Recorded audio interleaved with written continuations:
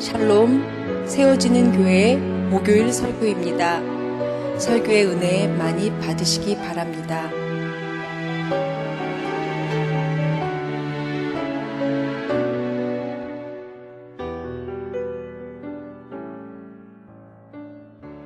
하나님 앞에는 아무 피조물도 숨겨진 것이 없고 모든 것이 그의 눈앞에 벌거숭으로 드러나 있습니다. 우리는 그의 앞에 모든 것을 드러내놓아야 합니다. 그러나 우리에게는 하늘에 올라가신 위대한 대제사장이신 하나님의 아들 예수가 계시며, 그러므로 우리의 신앙 고백을 굳게 지킵시다. 우리의 대제사장인 우리의 연약함을 동정하지 못하시는 분이 아닙니다. 그는 모든 점에서 우리와 마찬가지로 시험을 받으셨지만 죄는 없으십니다. 그러면 우리는 담대하게 은혜의 보좌로 나아갑시다. 그리하여 우리가 자비를 받고 은혜를 입어서 제때 주신 도움을 받도록 합시다. 히브리서 강의 11번째입니다. 오늘은 특별히 대제사장이신 예수 그리스도에 대해서 함께 나누기를 원합니다. 특별히 우리 성경은 예수님에 대해서 위대한 대제사장이다 이렇게 말씀하고 있습니다. 여러분들도 아시다시피 구약의 제사 제도를 통해서 이미 알고 있는 바로 이스라엘에는 제사장들이 많이 있습니다. 그죠? 한 사람이 아니죠. 많은 제사장들이 있고 그 중에 한 명을 그 해에 대제사장으로 임명을 합니다. 그래서 그 대제사장이 1년에 한 번씩 특별한 제사를 지내는 그런 절기들이 있죠. 그런데 이러한 대제사장도 한 사람이 아닙니다. 그 해에 대제사장이 따로 임명되는 것이지 한 사람이 쭉 대제사장의 역할을 하는 것도 아니고, 그래서 전임 대제사장도 있고 혹시 또 여러 번 이렇게 했었을 그런 대제사장도 있을 수가 있습니다. 어쨌든 제사장이며 또 대제사장이며 어떠한 사람들이든지 그 한 사람으로 그 모든 일을 감당치 못했습니다. 그래서 많은 제사장들이 있었고 또 많은 기간 동안에 그 일들이 여러 사람들을 통해서 이렇게 진행되어 왔었다라는 것을 우리가 알고 있습니다. 오늘 성경은 예수님에 대해서 위대한 대제사장이시다 이렇게 이야기를 하고 있습니다. 여러분들이 오늘 본문 읽은 말씀 12절에서 13절, 14절을 이렇게 이어서 생각을 해보시면 단편적으로만 보면은 12절, 13절하고 14절이 연결이 되지 않는 것 같은 그런 생각을 가질 수가 있습니다.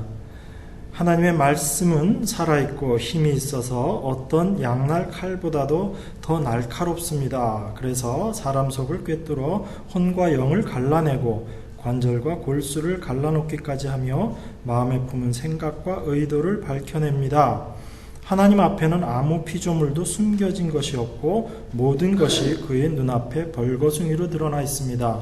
우리는 그의 앞에 모든 것을 드러내 놓아야 합니다. 이렇게 13절 이야기하고 있습니다. 그리고 14절에서 그러나 우리에게는 하늘에 올라가신 위대한 대제사장이신 하나님의 아들 예수가 계십니다. 이렇게 이야기하고 있어요.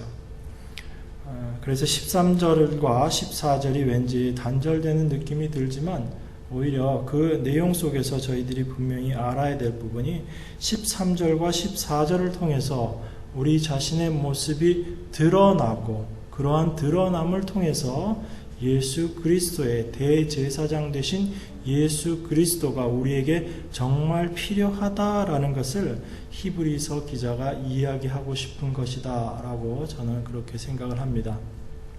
우리가 성경을 보면서 많이 오해하는 것 중에 대표적인 것 한두 가지가 성경에 나와 있는 하라, 하지 말라의 명령에 대한 부분이다라고 제가 여러 번 말씀을 드렸습니다.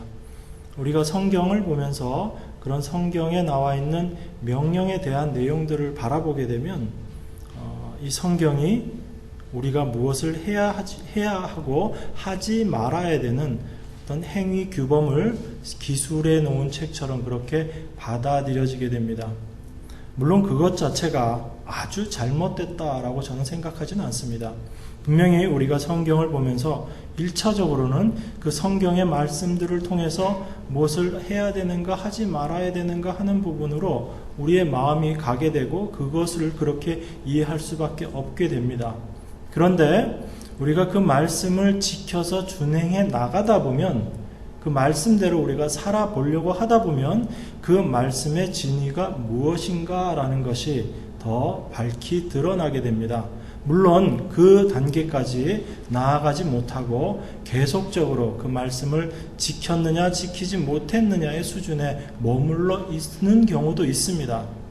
하나님께서 율법이라는 것을 주시면서 같이 주신 것이 뭐냐면 그 율법 안에 제사라는 것을 같이 묶어서 주셨습니다. 그 이야기는 우리가 율법을 통해서 그 율법을 온전히 다 지켜나가고 그 율법대로 살 수 있다면 제사라는 것이 필요가 없는 것이죠.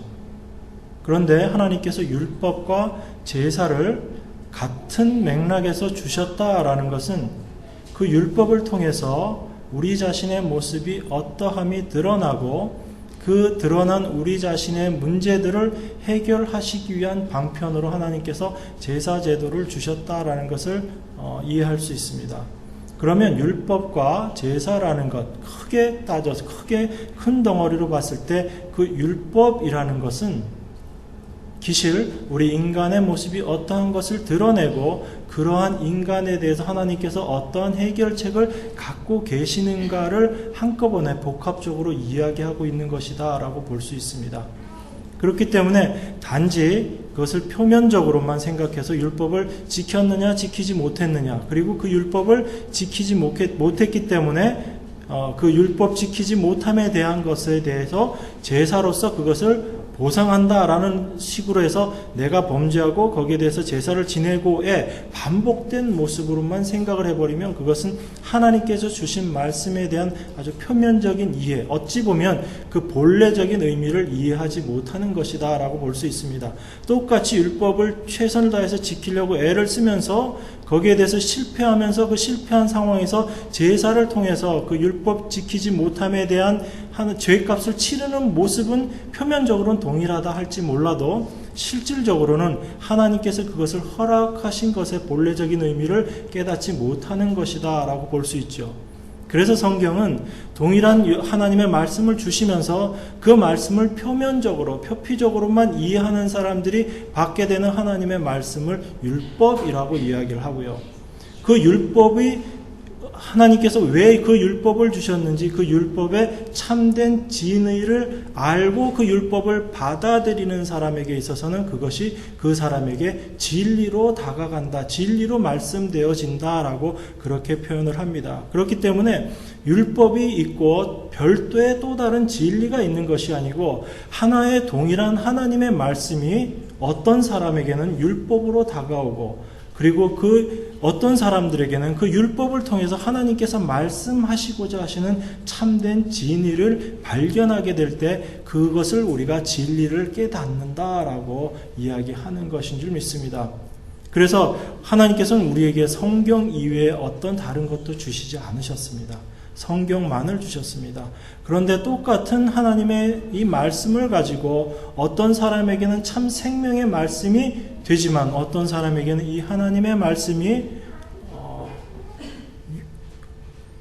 엄청난 짐이 될 수밖에 없고 이 사람에게 말 그대로 세상 사람들이 이야기하는 십자가가 될 수밖에 없는 하나님의 말씀이 그렇게밖에 받아들여지지 못하는 그런 사람들의 모습들도 있습니다. 하나님께서 예수 그리스도의 예수 그리스도에 대해서 말씀하시면서 오늘 이 히브리서 기자를 통해서 예수 그리스도를 위대한 대제사장이다 이렇게 이야기합니다. 왜 하나님께서 예수님을 대제사장으로, 그리고 그냥 일반적인 대제사장이 아니라 위대한 대제사장이다 이렇게 묘사를 했을까요? 이것은 아마 인간으로서의 제사장 역할을 했던 사람과 예수 그리스도의 제사장의 사역에 뭔가 다른 부분들이 있다라는 것을 드러내기 위한 부분이다라고 생각을 합니다. 인간의 유한성 속에서 행해질 수 있는 제사의 역할이라는 것은 부분적일 수밖에 없습니다. 물론 어떤 사람이 그 제사장의 역할을 그만두면 다른 사람이 그 일들을 대신 하는 그런 상황 속으로 계속 이어지지만 한 사람 기준으로 봤을 땐 그것은 단절적일 수밖에 없고요. 그런데 예수님은 영원한 우리의 대제사장이다 라고 말씀을 하십니다. 그리고 그분은 위대하신 분이시고요. 성경의 다른 부분에 예수 그리스도의 그 제사장으로서의 사역에 대해서 이야기하실 때 영원함에 대해서 함께 이야기하고 있는 것을 알 수 있습니다. 그랬을 때 예수 그리스도의 대제사장 되심을 그 대제사장 되심의 성격을 놓고 우리가 생각을 해본다면 이렇게 생각을 해볼 수 있을 것입니다. 우리 인간이 이따금씩 죄를 짓고 보통은 죄를 짓고 살지 않는데 어쩌다 한 번씩 죄를 짓는 그런 존재다 라고 얘기하면 늘 계시는, 그리고 영원히 계시는 대제사장으로서의 예수 그리스도의 필요성은 아마 굉장히 반감될 겁니다.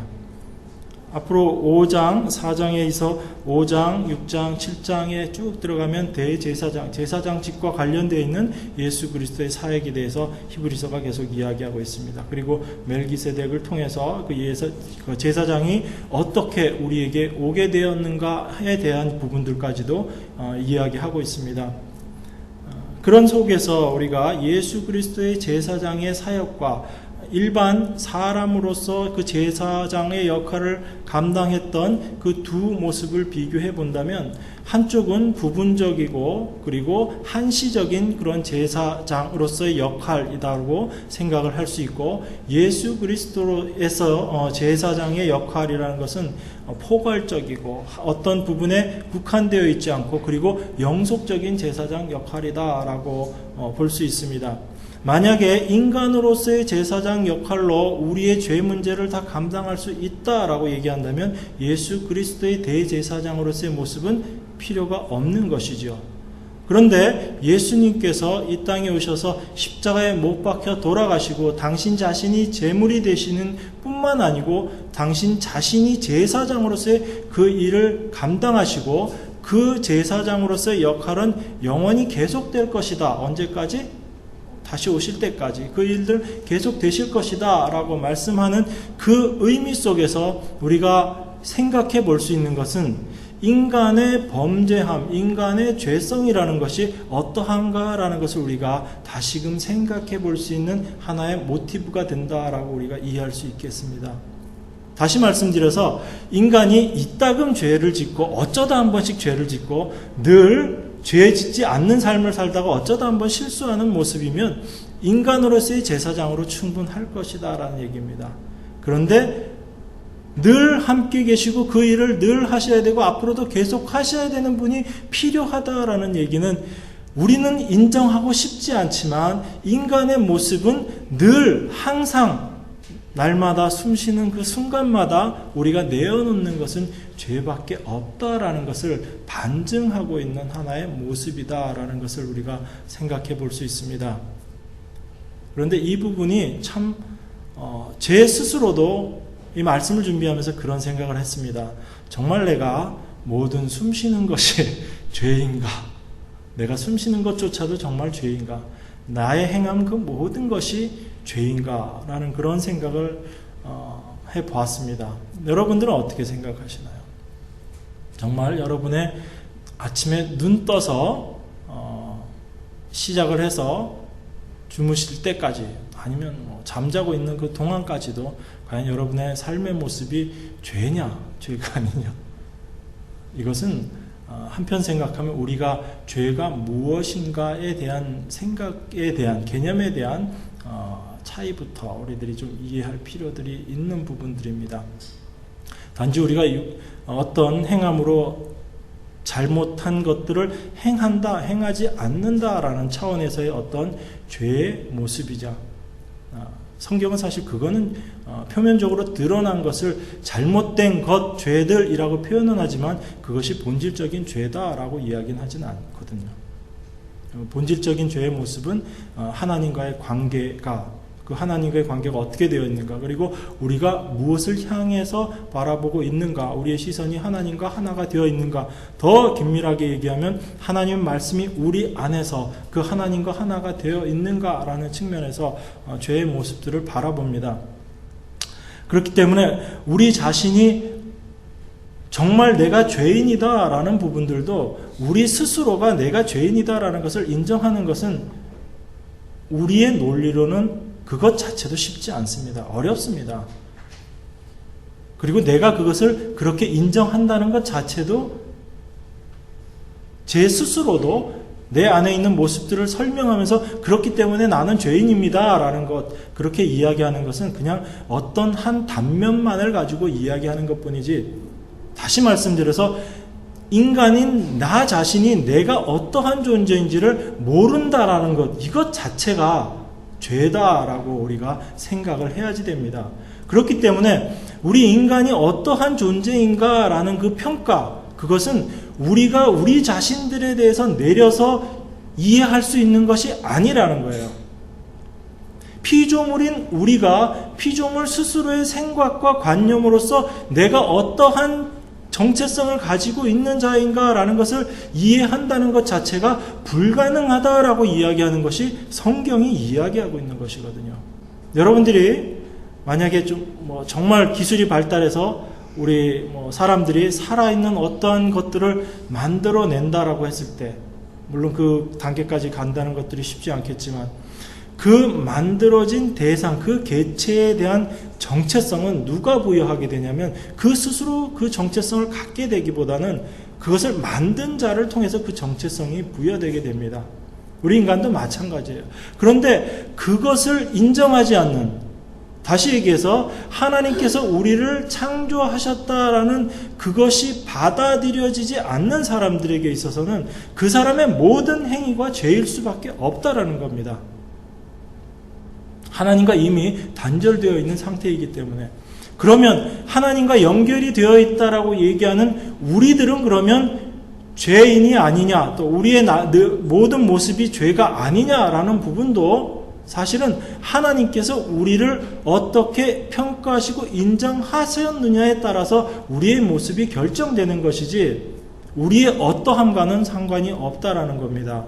그래서 하나님께서 뭐라고 말씀하셨는지를 한 군데만 찾아보겠습니다. 성경에 굉장히 많이 나와 있는데 다 찾아볼 수는 없고요. 창세기 8장 20절입니다. 창세기 8장 20절로 21절입니다. 노아가 방주에서, 홍수가 그치고 방주에서 나와서 노아가 하나님 앞에 제사를 드리면서 있었던 상황입니다.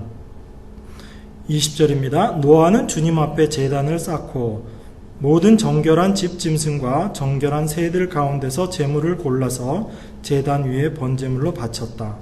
주님께서 그 향기를 맡으시고서 마음속으로 다짐하셨다.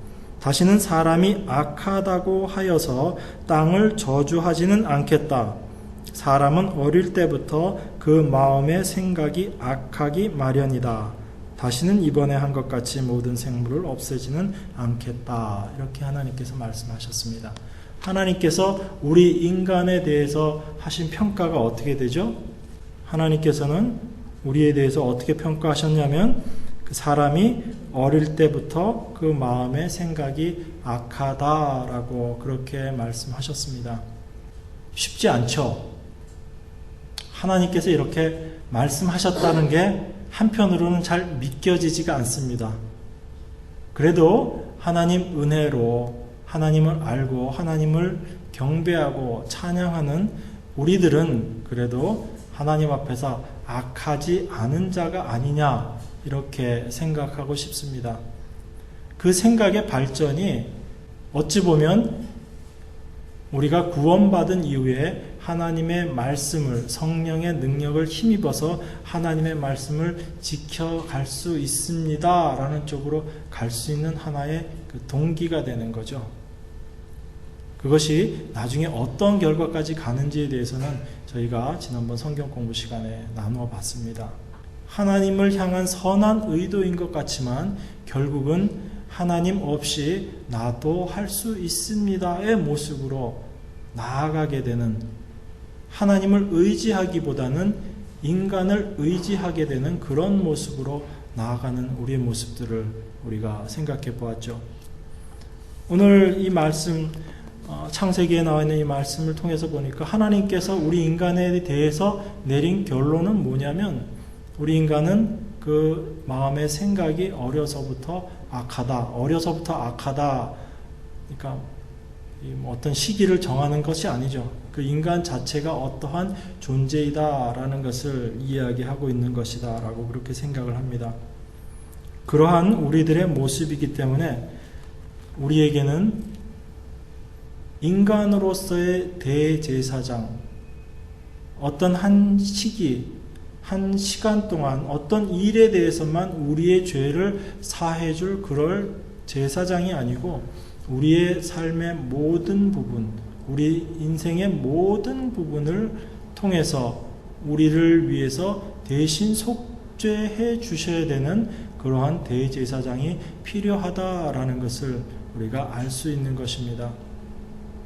그러한 예수 그리스도를 우리가 분명히 알아야지만 그 예수님 앞에 나아가게 됩니다. 우리가 히브리서를 제일 처음에 공부하기 시작하면서 히브리서의 이 서신서의 배경에 대해서 저희들이 생각을 했습니다.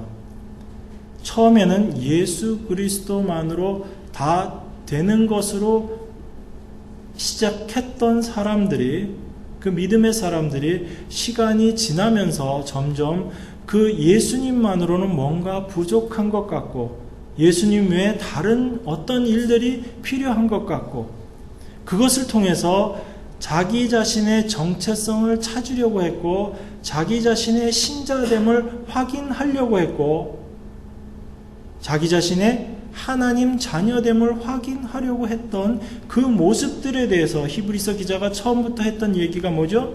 예수 그리스도만으로 충분하다라는 것이 히브리서 기자가 했던 이야기입니다. 다른 어떤 것도 필요하지 않다. 예수님만으로 충분하고 그러한 예수 그리스도만을 바라보아라 라고 이야기했던 것이 히브리서의 시작이었음을 우리는 기억합니다. 지금 이 순간에도 히브리서 기자는 동일하게 이야기하고 있는 것입니다. 너희들에게 필요한 것은 하나님께로부터 오는 어떠한 능력, 그리고 그러한 능력을 힘입어서 무엇을 하고 안 하고의 문제가 아니고 우리 인간들에게 가장 필요한 것은 우리가 어떠한 자인지가 하나님 앞에 밝히 드러나고 그러한 드러남 속에서 우리에게 정말 필요한 분은 예수 그리스도밖에 없구나라는 것을 깨달아야 된다라는 것이 오늘 히브리서 기자가 우리에게 이야기하고 싶은 것인 줄 믿습니다. 12절 다시 보겠습니다. 하나님의 말씀은 살아있고 힘이 있어서 어떤 양날 칼보다도 더 날카롭습니다.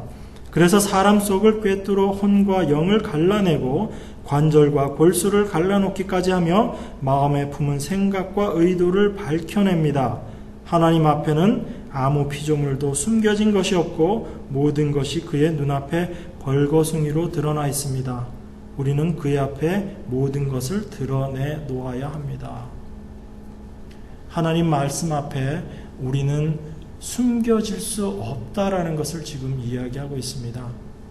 하나님의 말씀이 우리에게 다가와서 하는 일이 무엇이냐면 그 양날의 칼보다도 더 날카로운 그 하나님의 말씀이 우리 안에 있는 생각, 우리가 품고 있는 그 생각조차도 어떠한 것인지를 드러나게 해 주신다라는 겁니다. 우리가 어릴 때는 우리 자신에 대해서 잘 안 속습니다. 왜요? 우리 안에 생각 드는 것 그냥 그대로 행동하기 때문에 우리 자신에 대해서 잘 안 속아요. 그런데 우리가 나이가 먹어가고 지능이 나름 발달되어지고 지식이 쌓여지고 우리 자신을 점점 덮고 있는 것들이 많아지면 그때 일어나기 쉬운 일이 우리 자신이 자기 자신에게 속는 일입니다. 겉으로 드러나는 모습 속에서는 우리의 본래 의도들이 너무나 잘 감추어져 있기 때문에, 그리고 너무나 그것이 습관적으로 반복적으로 습관화되었기 때문에 정말 내 안에 그러한 의도가 있는가조차도 의심스러워질 때가 있습니다. 내가 생각해도 나의 행동이 너무나 세련되고 너무나 사람들이 보기에 좋은 행동들이고 남들이 존경할 만한 그런 모습으로 내가 행동할 수도 있습니다. 또 그러한 내 모습에 내 스스로가 감탄하기도 합니다. 야, 내가 이런 일도 하는구나. 내가 이런 생각도 하는구나. 그렇게 내 자신에 대해서 대견스러워지기도 합니다. 그런데 어느 날 그 모든 것들이 밝히 드러나게 될 때 내 안에 내가 생각했던 그 좋은 생각, 좋은 의도조차도 그 이면에는 내 자신에 대한 기대감과 나를 드러내고자 하는 그런 마음들, 하나님보다는 나에게 향했던 그 모습이었음을 우리는 발견하게 됩니다. 하나님의 말씀이 아니면 절대로 드러나지 않았을 것 같은 그런 모습들이 말씀 앞에서는 우리가 드러날 수밖에 없게 되는 것을 경험합니다. 늘 이 경험을 하면 우리 못 살아요. 성령님이 계셔도 아마 우울증 걸려서 자살할 것 같아요. 그래서 자살하는 사람들이 자살하면 다 지옥 갑니다, 이렇게 단정적으로 이야기하는 것이 과연 옳은 것인가 하는 생각도 분명히 하게 됩니다.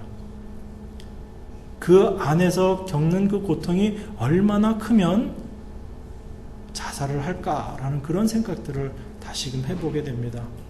어쩌면 우리 안에 있는 것들이 적당히 감추어져 있고 드러나지 않기 때문에 우리는 이렇게 활개치고 살아갈 수 있는 겁니다.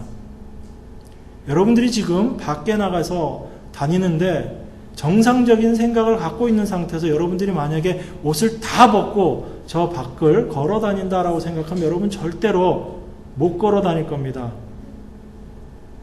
아무리 약간 맛이 간 사람이라도 그 생각이 자기가 벗었다는 것을 인정하는 순간에는 굉장히 부끄러움을 느낄 겁니다. 내가 정말 벗었다는 걸 모르기 때문에 다닐 수 있는 것이죠. 말씀 앞에서 우리 자신의 모습이 그렇게 다 드러나 버린다면 우리는 내 자신에 대한 어떠한 것도, 어떠한 기대도, 어떠한 평가들도 아무런 의미가 없다는 것을 깨닫게 됩니다. 그래서 고개를 들고 아마 사람들을 대하지도 못할 거예요. 오늘 그 말씀을 하고 있는 겁니다. 성경은. 하나님의 그 말씀은 얼마나 날카로운지 우리 마음에 품은 생각과 의도까지도 다 드러냅니다 라고 이야기하고 있어요. 그렇게 드러내서 우리를 어떠한 모습으로 만드시냐면 하나님 앞에는 아무 피조물도 숨겨진 것이 없고 모든 것이 그의 눈앞에 벌거숭이로 드러나 있습니다 라고 이야기하는 거예요. 하나님 앞에 그 말씀을 통해서 우리 자신을 벌거숭이로 드러나게 하신다라는 겁니다. 하나님 앞에 그것을 우리가 경험하게끔 하나님은 우리를 그렇게 끌고 가신다는 얘기예요. 그래서 우리는 그 말씀을 통해서 우리 안에서 발견되어진 그 모습들을 하나님 앞에 다 드러내어 놓아야 된다라고 히브리서 기자는 이야기합니다. 우리의 모습이 어떠함에 대해서 이야기하고 있는 것입니다. 우리는 벌거숭이로 하나님 말씀 앞에 드러날 수밖에 없고 그 모습을 다 드러난 채 그거 감추려고 하지 말고 드러난 그 모습 그대로 하나님 앞으로 나아가야지 된다라고 이야기합니다. 그렇게 하나님 앞에 나아갈 때 우리가 누구를 만나게 된다고요? 위대한 대제사장이신 예수 그리스도를 우리가 만나게 된다라고 이야기합니다. 우리 삶의 모습이 어쩌다 한번 죄인의 모습으로 드러나는 것이 아니고 우리의 온전 모든 것이 죄이기 때문에 그 모든 죄를 감당해 주실 수 있는 영원히 우리의 죄 문제를 해결해 주실 수 있는 그 예수 그리스도만이 위대한 대제사장이어야 하고 그분만이 대제사장일 수밖에 없다라는 것을 이야기하고 있는 것입니다. 그렇기 때문에 하나님께서 율법을 통해서 제사 제도를 통해서 그리고 그 제사장들을 세우면서 인간들을 제사장으로 세워서 계속 보여주신 것은 그때 당시에 사람들이 그 죄를 지었을 때 그 죄 문제를 해결하기 위해서 그들을 주신 것이 아니고 사실은 우리 인간이 어떠한 자인지를 알게 하시고 그 문제를 해결할 수 있는 제사장이 필요하다. 인간으로서 유한하게 어떤 부분적인 부분에 대해서밖에 해결할 수 없는 그런 제사장을 계속 보여주시면서 우리 인간에는 어떠한 제사장이 필요하다? 인간이 아닌 하나님이신 대제사장이 필요하다라는 것을 그 하나님의 말씀들을 통해서 율법의 제도들을 통해서 우리에게 보여주신 것입니다. 그렇기 때문에 내가 죄를 짓고 그 죄를 가지고 제사장 앞에 나가서 그 죄 씻음을 받았다고 해서 내가 해결되었구나 하고 돌아오는 것이 하나님께서 그 제사 제도를 주시고 율법을 주신 목적이 아니다라는 거죠. 인간이 그 죄를 짓고 그 죄를 가지고 제사장 앞에 나아갈 때 내가 지금 이거 가지고 나왔지만 나는 늘상 이 제사장 앞에 나갈 수밖에 없는데 그런데 인간인 제사장이 내 죄를 사해 줄 수 있는 것은 한계가 있구나. 그렇기 때문에 나에게는 정말 그 모든 것들을 다 감당하실 수 있는 제사장이 필요하구나. 그것을 인간이 깨달아야 된다라는 겁니다. 그것이 죄인 된 우리가 알아야 되는 모습이라는 거죠. 내가 그러한 자임을 알고 그 벌거벗은 그 드러난 몸을 내가 얼마나 부끄러운 자인지를 밝히 드러났을 때 그 부끄러운 모습을 가지고 하나님 앞에 나아갈 때 나에게는 다른 어떤 것도 필요 없다라는 겁니다. 내 안에서 나에게 있어서 대제사장 되시는 예수 그리스도만 있으면 충분하다라는 것이 지금 히브리서 기자가 이야기하고 싶은 것입니다. 예수님 외에 다른 그 어떤 것도 필요 없다라는 것입니다. 예수 그리스도면 충분하다라는 얘기입니다. 14장은 이렇게 이야기합니다. 우리에게는 하늘에 올라가신 위대한 대제사장이신 하나님의 아들 예수가 계십니다. 그러므로 우리의 신앙 고백을 굳게 지킵시다. 우리의 신앙 고백이 뭐죠? 내가 하나님 말씀대로 열심히 살게요. 이게 우리의 신앙 고백입니까? 아니죠. 우리 12절 13절을 통해서 봤잖아요. 하나님 저는 이러한 자입니다 라는 그 고백, 그 신앙 고백을 가지고 예수 그리스도 앞에 나아가라는 얘기입니다. 그랬을 때 그 예수님께서는 우리의 대제사장 15절입니다. 우리의 대제사장은 우리의 연약함을 동정하지 못하시는 분이 아닙니다. 이 동정하지 못한다라는 것은 불쌍하다 이렇게 동정한다는 그런 의미가 아니고요. same feeling, 같은 것들을 경험하고 느낀다. 그 속에서 공감할 수 있는 우리의 모든 것들을 이해하시고 받아주시고 거기에 대해서 같은 심정을 가질 수 있다라는 겁니다. 그냥 그 불쌍하다라는 그런 필링을 가지고 쯧쯧쯧쯧 하는 그런 의미의 동정이 아니고요. 그래서 예수님께서 이 땅에 오셔서 그 인간의 몸으로 이 땅에 입고 오셔서 우리 인간의 모든 것들을 체휼하셨다라는 의미가 이 안에 같이 포함되어 있습니다. 그래서 우리의 대제사장은 우리의 연약함을 동정하지 못하시는 분이 아닙니다. 그는 모든 점에서 우리와 마찬가지로 시험을 받으셨지만 죄는 없으십니다. 인간의 연약함, 인간이 어떠한 자인지를 예수님께서는 친히 경험하시고 또 다 그것들 예수님께서 성육신 하셔서 인간의 모습을 경험하신 것은 여러분 이렇게 생각하셔야 돼요. 예수님께서 육신으로 오셔서 인간으로서의 모든 것들을 경험하셨기 때문에 우리가 어떠한 것을 얼마나 어려운 가운데 있는지를 아신다라는 쪽으로 이해하시면 사실은 제가 보기엔 조금 잘못된 이해라고 생각을 합니다. 예수님께서 성육신으로 오셔서 인간의 모든 것들을 같이 경험하셨다라는 것은 그것은 우리의 유익을 위해서 오셨다라는 얘기입니다. 예수님께서 그것을 경험하시면서 경험하시지 않으시면 그럼 인간이 어떠한 자인지를 하나님이 모르시나요? 아니잖아요. 아시는 분이시거든요. 그런데 직접 오신 이유는 뭐냐면 우리가 이 세상 삶 속에서 겪어야 되는 그런 인간으로서의 어려움들을 당신도 하나님이시면서 친히 그것을 같이 겪어주셨다라는 겁니다. 그래서 그 겪음을 통해서 하나님과 우리가 하나가 되게끔 하시는 그 역할이다라고 이해를 하셔야 돼요. 하나님께서 성육신 하시지 않으시면 인간의 그 내면에 있는 것들을 모르시지 않습니다. 다 아십니다. 그렇지만 우리의 믿음을 위해서 오셨습니다. 그것이 또 다른 의미 속에서 우리 죄를 대신하시기 위해서 오신 그 목적도 분명히 있지만, 그래서 이 예수님께서 우리 안에 인간으로서 이 땅에 오셔서 우리의 연약함들을 다 이해하시고, 그래서 우리가 어떠한 자인지 하나님께서 다 충분히 그 부분들을 이해하신다라고 이야기합니다. 그래서 16절에 이렇게 이야기합니다. 그러므로 우리는 담대하게 은혜의 보좌로 나아갑시다. 그리하여 우리가 자비를 받고 은혜를 입어서 제때 주시는 도움을 받도록 합시다. 이렇게 이야기합니다. 다른 어떤 것들이 필요 없다라는 얘기예요.